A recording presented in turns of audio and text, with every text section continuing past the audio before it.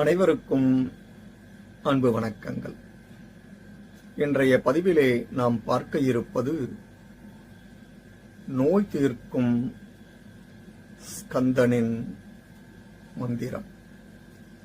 எத்தகைய பிரச்சனைகள் ஆனாலும் அதை செந்தில் ஆண்டவனிடம் வைத்து முறையிட்டால் போதும், அந்த பிரச்சனைகளை எல்லாம் தீர்த்து வைப்பார் நம் முருகப்பெருமான். தீராத நோய்களை எல்லாம் தீர்த்து வைப்பவர் அவரே. சூரனை அடித்த முருகப்பெருமான் சூரனை மட்டுமல்ல, நம் நோயையும் தீர்க்கும் வல்லமை கொண்டவர்.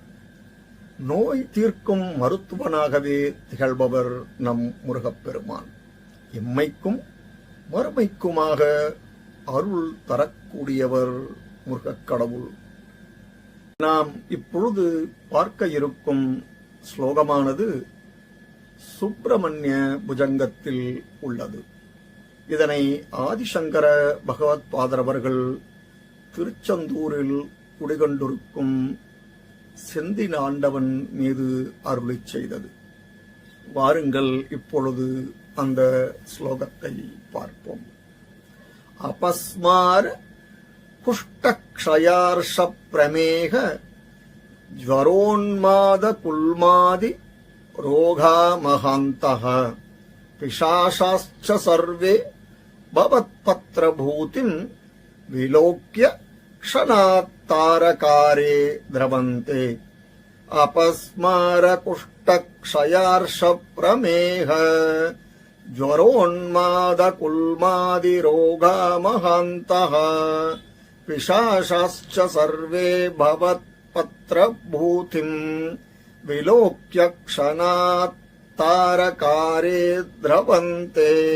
இதன் பொருள், திருச்செந்தூரிலே அமர்ந்தருளும் தேவதேவனே, உன்னுடைய இலை விபூதியை கண்ட மாத்திரத்திலேயே கைகால் வலிப்பு, காசநோய், க்ஷயநோய், குஷ்டம் முதலான அனைத்து வித நோய்களும், மேலும் பூதம், பைசாசம் மற்றும் அனைத்து வித தீவினைகள் யாவும் பறந்தோடிவிடும்.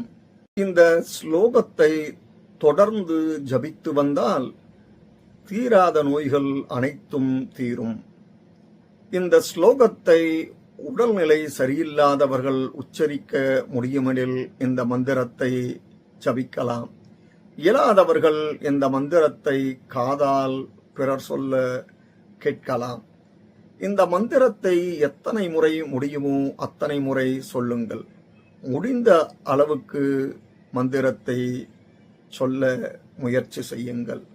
மேலும் இந்த ஸ்லோகத்தை எந்த நாளில் வேண்டுமானாலும் சொல்லலாம். தொடர்ந்து இந்த மந்திரத்தை சொல்லி ஜபித்து வந்தால் தீராத நோய் அனைத்தும் தீரும், சகல தோஷங்களும் விலகும், எதிர்ப்புகள் எல்லாம் தவிடு பொடியாகும், வீடு மனயோகம் கிடைக்கப் பெறுவீர்கள். ஆகவே இந்த மேற்கண்ட ஸ்லோகத்தை கூறி அனைவரும் அனைத்து வளமும் நலமும் பெற எல்லாம் வல்ல முருகப்பெருமானை வணங்கி விடைபெறுகிறேன். நன்றி, வணக்கம்.